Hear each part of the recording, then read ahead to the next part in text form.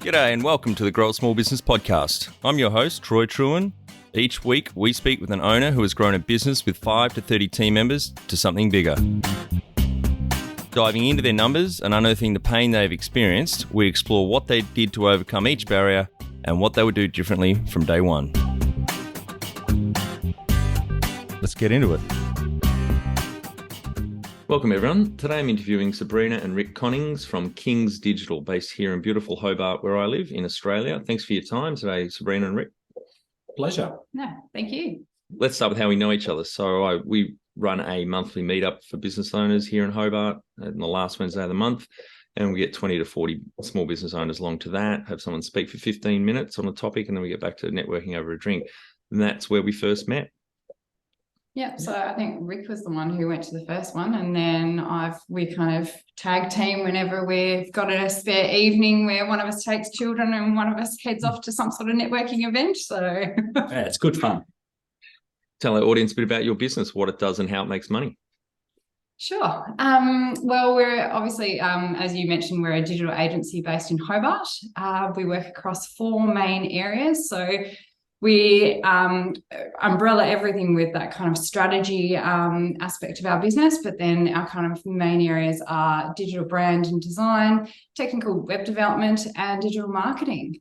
We make our money through a whole lot of ongoing relationships that we build with our clients. So we're not that typical agency that gets projects in and finishes them off and then they're straight out the door. We try to really have a relationship with our clients, do a whole lot of ongoing stuff. So it's quite often, it could be a project that's packaged up with some digital marketing, and we try and kind of continue to work with them in that capacity. And a large amount of retainer work that on some, quite large clients. And then we've also got a reasonable amount of consulting work where, our expertise across the team is utilised by clients for smaller or kind of key projects. Yeah. I've just started swatting up on marketing because in the 23 years I've been in business, 30 business partners, 15 businesses, I've never owned the marketing corner, but we're finally getting around to marketing Grow a Small Business. So I've been swatting up on this a lot in the last few months, and particularly digital marketing. And I've been hearing a lot with paid advertising, for example. The customer acquisition cost has really started to increase over the last year or so. What are you guys seeing at the moment? A really good area to be focusing on in digital marketing for businesses? I would love to have a simple, straightforward answer for you in that regard, but I think the main thing is to really to do your research up front, and then to not try a single thing. Try multiple things and have good, detailed reporting in place. And if you personally don't quite want to go into that level, have someone that you understand and trust that can do that for you, and then let that make the decisions for you. Try and take yourself kind of out of that equation if you're kind of quite involved in it, and look at the numbers and then based on that, pick the kind of channels that work well for you and then hone in on those. But be brutal, like cut what doesn't work, because there is a lot that doesn't work, or where the cost is simply too high, users aren't quite ready to buy, or, kind of turn into a lead. So cut away what you don't need. Yeah. Every business is different. Yeah, that's a good point. I had a good friend of mine, James McGregor, on episode 6. He's one of the founders of Biteable.com, which is the Canva for video, basically. And that's his mantra: is test every quarter, pick 2 or 3 things, cut off what's not working, give it 1 or 2 quarters, and then keep what's working. Obviously, you just got to keep working out what works for you. So that's really good advice. Yeah. How did you start out?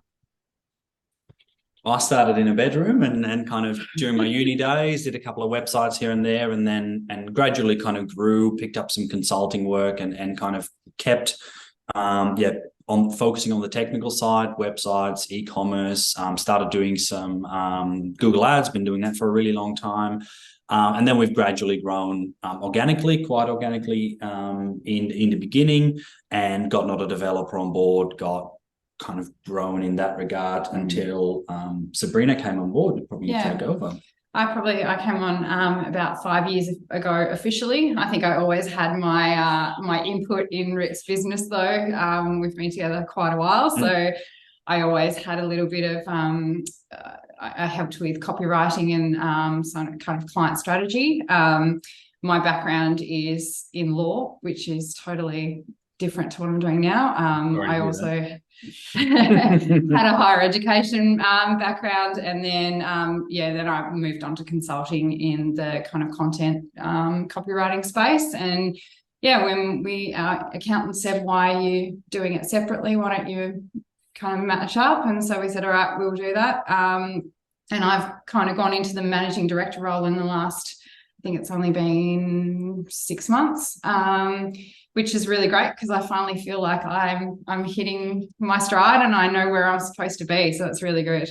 That's great. Yeah, it'll ask people Sabrina to focus on the people side of things, and I can focus on the technical client outcome side of things, which is working really well. So that's good. What year did the business start, and how old were you both? About 15 years ago. So I was about 2021 when I started my thing, and we've been kind of growing ever since. We're 15 years old. If you look at the business, like that's me being a sole trader. If you're looking at Kings Digital, I think 2003 is when we officially became a company, and went from there. Yeah. And 2003 or 13?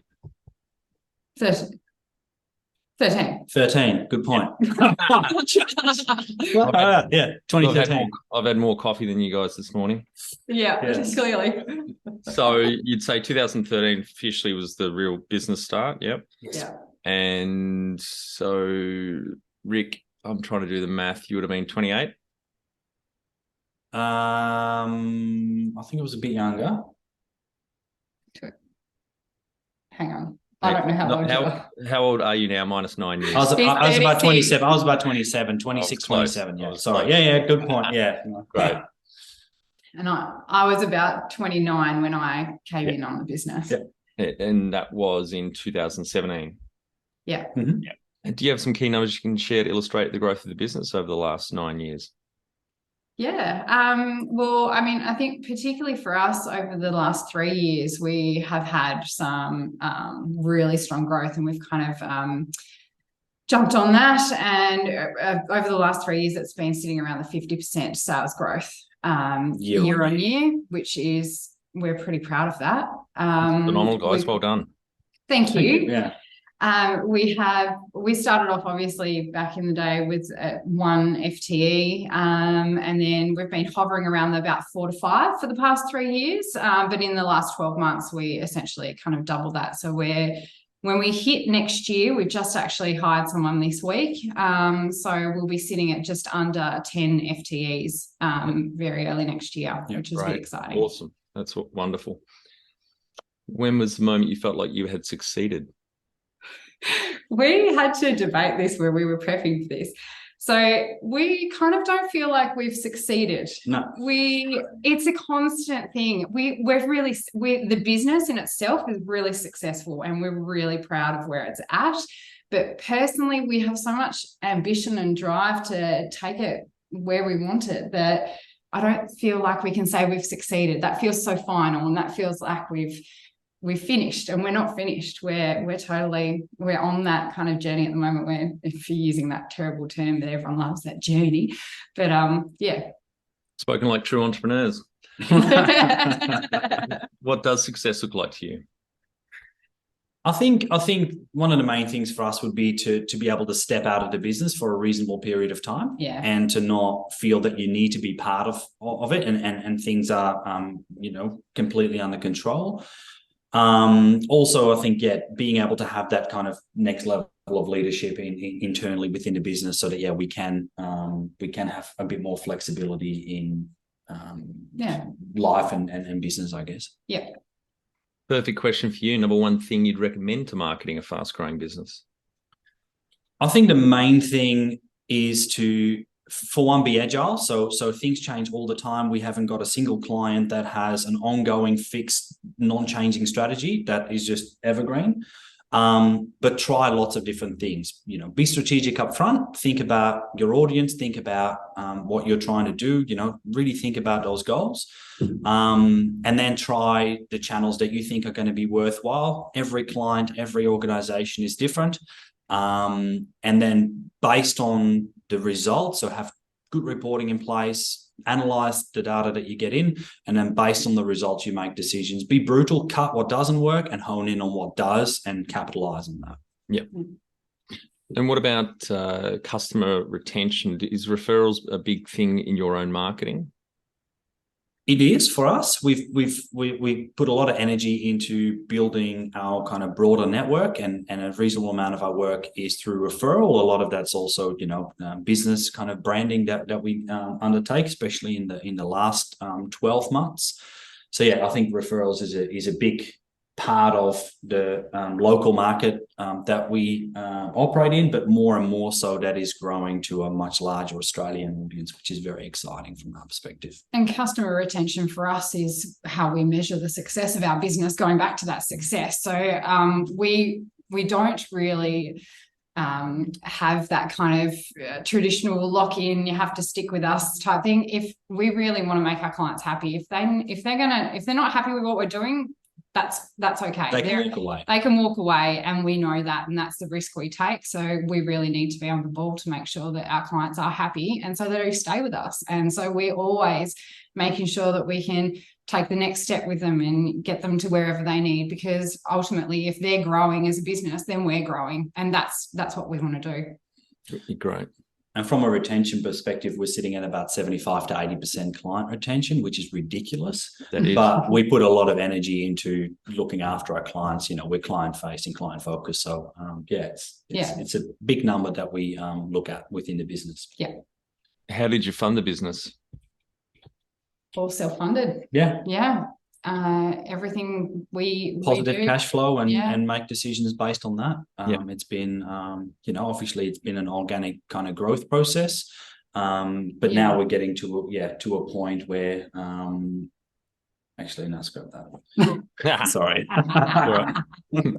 So no investors on board, it's just you both own the business. Yeah, we just own the business, and it's really been something that we put everything into it, so we want to make sure that it's Any government grants or leaning on bank finance?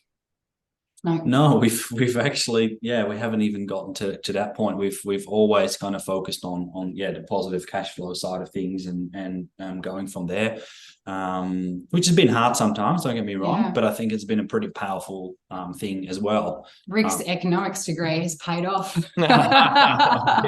I don't use it any other time. Yeah.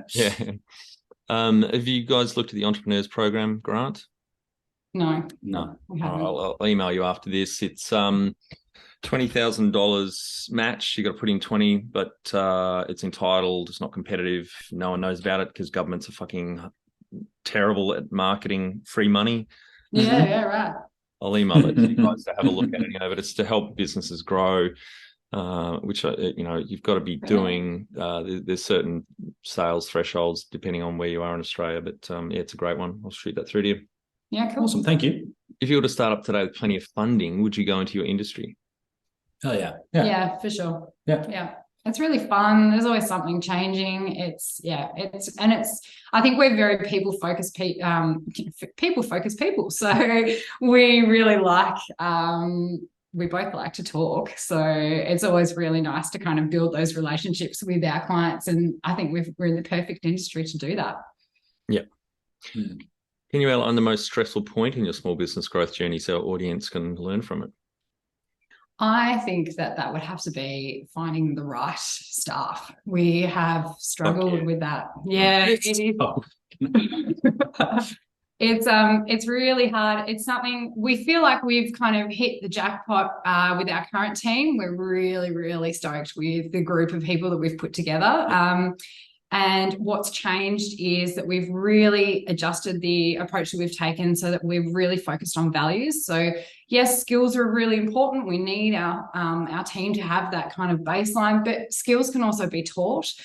And we really are we found the people who have the same values as us and really kind of are strong in how they approach their work and life in general as well. It's really important to find those people that you gel with. So that's been the biggest struggle in the past. We've had great staff, but they haven't necessarily sometimes aligned with the same goals or values that we have. So it's been really something that we've had to work on. It's been very hard, but it's been very very refreshing now to be kind of on the other end of it almost, feeling like we're coming out of that, and to kind of go, okay, well, this is what we should be looking for. And it's really about those, kind of personal relationships. And then taking that same approach also really has helped us in terms of our clients as well, because they're the two relationships effectively that we're building as a business. Being critical up front and really getting to understand a client before, a contract is signed, I think is a very big thing. Yes. Yeah. And that people part, recruitment, I believe, is the most important thing a manager does, particularly in a small business, but getting, as Jim Collins says, the right people on the bus, the wrong people off the bus, and the right people in the right seats. And a lot of small business owners, takes them years, and it's usually from making all those mistakes before they realize, hang on, shit, I've got to invest some learning here to understand how to recruit the right people. And then off they go and do some professional development and reading around it, or just learn from their mistakes and build up their recruitment procedure over years. So, yeah, it can be painful. Yeah. What area in business do you feel you've had to work on the most to add the greatest value? I think with this one, do you do that? I think one of the biggest things that we've had to focus on is to effectively have removing the single point dependencies within the business. That's pretty much been me for a lot of it. We're still working on that, so that's definitely not a done deal. But I think that's a really big part of, as you grow, having that right team in place to be able to, to hand things over and to give away that kind of, it's building trust, getting the right people to do amazing things. And so we're actively doing more and more of that to allow the business to grow. And the more we do it, the more we see the business grow. So it's a very, very positive thing. It's probably not the answer you would I don't think that's quite the answer. All right, you give your answer. Sorry. I was gonna, Go, Sabrina, give us your take on it. All right, my take. I think the area that we've had to work on the most to get the greatest value has been that trying to get the right clients, and particularly the ones who see the value in digital. Because I think that in our industry, a lot of people want to, they expect there is kind of that reputation that you can get things quite cheaply. You can get things at different value levels, and we obviously, the value that we provide in actually taking a strategic approach to everything that we do, kind of it's really hard to kind of show people that there is that value in that we are really thinking with their business and growing their business, and it's not just providing the one solution that they think that they needed or they wanted. So I think that's where we've really had to work on showing people that that's who we are, that we're not just doing that project work and off you go. We're actually building up a relationship with you so that we can help your business get to the next level. And it can be quite confrontational up front, because you're literally questioning a client whether what they want is right or not. And sometimes that means we're literally not getting to work because we don't agree with their approach. But I think that honesty up front does build a lot of trust in that relationship, and I think that's a very important thing, and probably that's one of the things that helps us with our retention as well. Did you fall into the trap, as we did when we started our web design development company late 99, trying to be all things to all people and pretty much take on any client? I said yes to everyone. That was my job when I came on board, was to tell Rik to stop saying yes, because he would say yes to everything. And there were so many times where we'd be working on projects saying, this is not what we want to do. So we've actually, funnily, in the last 12 months, I think we've said no to more work than we've said yes to. Because we are really now looking at work in that, is it going to serve us? Is it going to make our team happy? Are we happy with where that client is wanting to take themselves? If they're not on the same trajectory that we are, or that we can visualize for them and we can see where they can go, then we're not going to work well together, because they're not going to listen to us. Totally agree. What have you enjoyed the least about managing fast growth? Adapting our management styles. We've really had to work on ourselves. We've really had to learn to delegate and trust, and that is such an ongoing process. going from a smaller team to a larger team has been a humongous adjustment for us. And yeah, really, it's made us really question a lot of things about ourselves, about who we are, what our values are, all that kind of stuff. So it's really, that's been the biggest adjustment, our own personal development and our own personal, growth. Yeah, I completely agree. What do you love most about growing a small business? Seeing a happy and growing team. I know that we keep harping on about our team, but it's something that just is so integral to our business. So seeing them kind of, thrive and kind of say, yeah, we did an amazing job on this, or we're really kicking goals is amazing. And also, I guess the other side of things is seeing other businesses grow. Like for us, we get that insight into their data and into how they're doing, and to see everything change and those lines go where we want them to go. It's really fun. I get a real kick out of that. And I think it's also an element of like seeing that change in the relationship with a client, where they go from and wanting to have a finger on like in everything to that trust. Okay, you've got it under control, and then you're not just getting them an outcome, but you're also saving them a huge amount of time out of their week. And that's a kind of bit of extra hidden value that we can provide as well with more successful outcomes for clients. Yeah, great. What has been the biggest mindset shift in your small business growth journey? Changing from a small team, from a small business mindset, to entrusting that there's a team that are capable and can do everything. And also, I think a bit of confidence and ownership in like, this is who we are. And we've done a fair bit of branding work in the last 12 months. We've rebranded from KingsDesign to Kings Digital, which is a much better lineup with who we are as a business and where we're going as a business. Yeah. We had to ask some hard questions, but I think it's really helped us now in defining our identity, goals and values for the business and where we want to go as a business. The number one habit you think a small business owner needs to develop and maintain? I think it should be celebrating the wins, because we are our own worst critics. Totally agree. This is one of my weaknesses that I have to work on, is actually look for moments of success around the team and within the business, and actually celebrate them, because I use the DISC behavioral model. So I'm a high D, task-orientated extrovert. So I'm always, right, that great, excellent, project's done, well done. What's the next thing? Literally, that's me celebrating. Yes. I know another person who's got your hand up there. Rick's got that. Yeah. Totally. I mean, I think we do work in a really fast-paced industry, and we're always kind of moving on to the next thing. And for us, we don't necessarily finish big projects because we're not so project-based, because we have that continuing ongoing work with our clients. It's really important for us to kind of sit down and say, okay, well, actually, we have achieved a huge amount there. And then, and it kind of goes on. We have to really be conscious of those wins and conscious of the work that we're doing for our clients, and actually celebrating that, because otherwise we'll just keep working and no one's saying, hey, you're actually doing an amazing job. So I think it's really, for us, that's really important. Be the change you want to see in your business. Become more productive and less stressed with our free Transform Your Performance online course. Once you see the benefits, put your entire team through the course at no cost. We start out by telling you the secret to guaranteed success, then over 100 lessons help you be more focused, present, productive, and feel more in control about work. growasmallbusiness.com. Can you talk to how you've added people to the team, some wins, mistakes, and advice for those listening? Yeah. I'll let you go. Okay. Yeah. Look, we're really values focused now.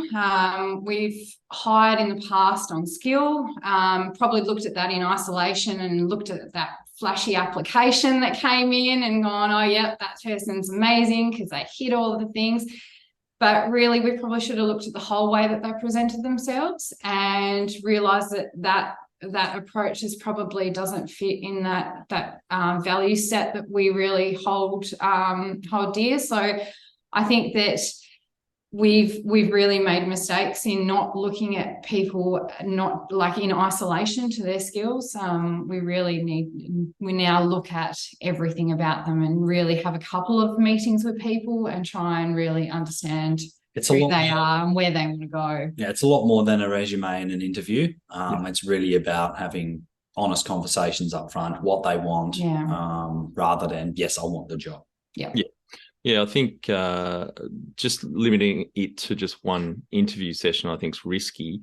The more contact you can have with a candidate, the more you get them talking. And also 80-20 rule, they should be talking 80% of the time. Not often business owners love talking about the second favorite thing people like talking about is themselves, and the first is their business. So, shutting up in interviews and getting them talking. So you get much more data, you got more data points for your gut to then guide you whether this person is a good fit, and obviously asking a lot of great behavioral questions as well. And as you said, observing them, not just what they've said, but their non-verbal communication as well. Yes, absolutely. What are some of the things you recommend to building a sustainable and kick-ass culture to help with the growth? We actually think that it's about not trying so hard to create a culture. We've realized, I mean, we're all adults in our business. You don't want to teach people how to interact and things like that. So we kind of have let everyone sort it out themselves and, just be good people. So if we're kind of leading from, being interested in them and everything about them, then they're going to kind of take on, I hope, that approach as well, and just be decent humans. I think that, good food helps, donuts, Yeah. Now, I'd love you both to answer this one. Tell our audience how you've handled balance. We'd be lying if we said we've got it worked out, because we don't. But I think one of the main things is we've had a lot of growth in the business, and we've realized that, we've worked towards that. So that has required more energy than your standard 9 to 5.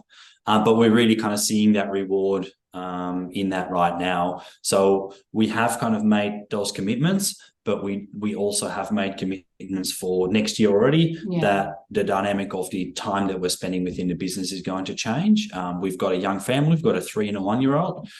So we do very much prioritize time with them, and more so as time goes on, we'll have the opportunity to do that as the business grows.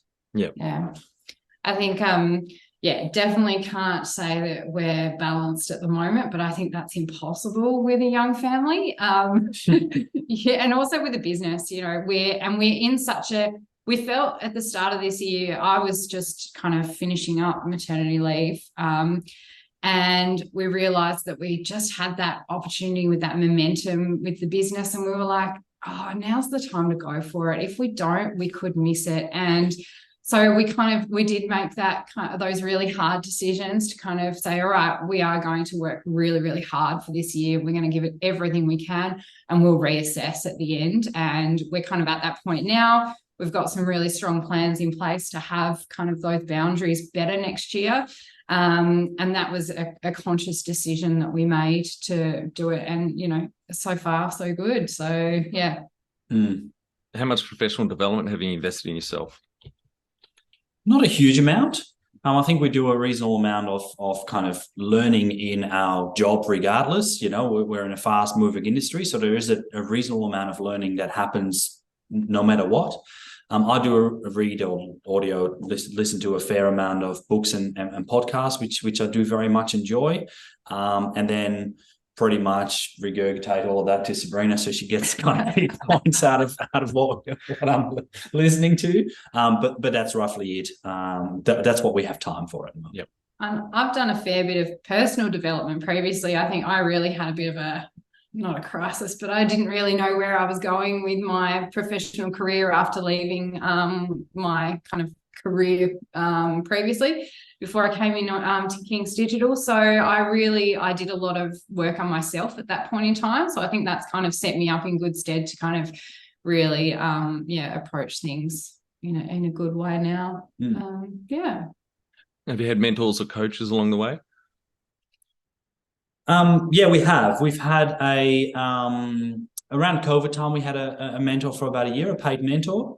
And it really helped us solidify what we do and what we don't do. So certain things that they recommended we didn't agree with. Others were really eye-opening and almost worked straight away. So I think it's really helped us build effectively the business from that point kind of onwards. But it wasn't all smooth sailing. It wasn't perfect, but it was what we needed. Yeah. And it definitely helped me because I was coming into the business from that. I guess we had to make that adjustment from being obviously married and in a relationship to then actually being business partners as well. So it really assisted to have that additional mentor there so he could kind of help me get the things that I knew were really important that Rik had to get out of that small business mindset. So one of the first things he did was make us raise our prices. And I was like, oh, thank you, because it is something that when you're, I'm speaking on your behalf now, Rik, but like when you're running a business for yourself for such a long time and you've kind of got all the controls, then having someone else come in, particularly your wife, to tell you, no, you need to do it this way, there's quite an adjustment there. So having that extra person there to kind of give us a little bit of a helping hand and kind of clarify where things should be was really, really helpful. Yeah, that's good. And that we went through that exact conversation in our web design development company too. Our accountant, 3 or 4 years in, we were very busy. Said, you need to raise your prices. And we said, no, we can't. We're going to lose clients. And he said, yeah, exactly. You're going to lose the wrong clients, the dickheads, the assholes, people that don't pay you. And so we did that. A few months later, he said, you've got to raise them again. Really important. And it sounds like you guys might be almost back at that point if you're saying no to more work than yes. Potentially, yes. Yeah. It's a discussion we're having internally. Yes. Sure. Do you have a board of directors or advisors? No, we don't. No, it's us. All right, guys, we're on our final 5 questions. What do you think is the hardest thing in growing a small business? I think it's finding the right team and saying no when something doesn't serve your business, which is, what we were just saying, not saying no to the wrong clients and saying yes to the right ones. Favorite business book which has helped you the most? I read it. It doesn't have to be crazy at work. I think is a really, really good book, written by the people behind Basecamp. Oh yeah. Yes, you listened to it as well, and it resonated. It resonated a lot. Another one that I really enjoyed is Scaling Up by Vern Harnish. Yeah, it's the old Rockefeller Habits book that is rewritten. Yeah, that's a great one. And the Basecamp guys are excellent. I've read Rework and Remote. So they've been going since around 2000. I think one of the founders is in Chicago, another one's in Copenhagen.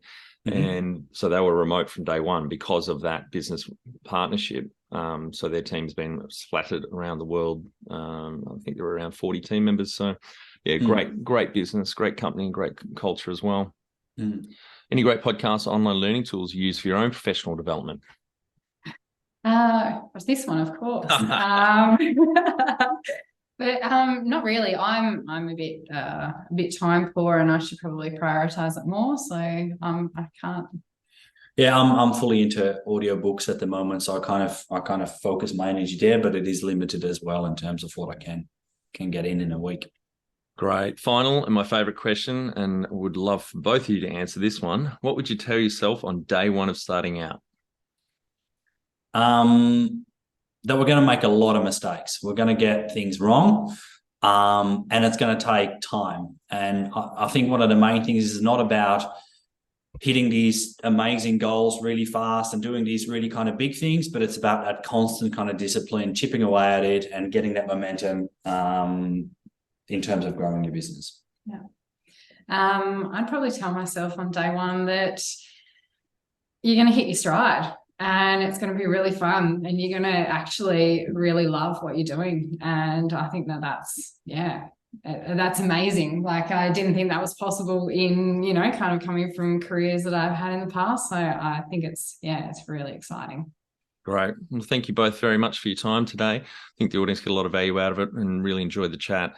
And congratulations on the growth, from starting out on your own all those years ago in the bedroom, Rik, and now up to around 10 full-time team members. So congratulations. That's wonderful growth. Thank you. Thank you very much. And for our audience, we'd greatly appreciate a review in iTunes or whatever platform you listen to us on. More reviews means we bubble up higher in iTunes, etc. So more business owners looking for podcast help with their growth will find us.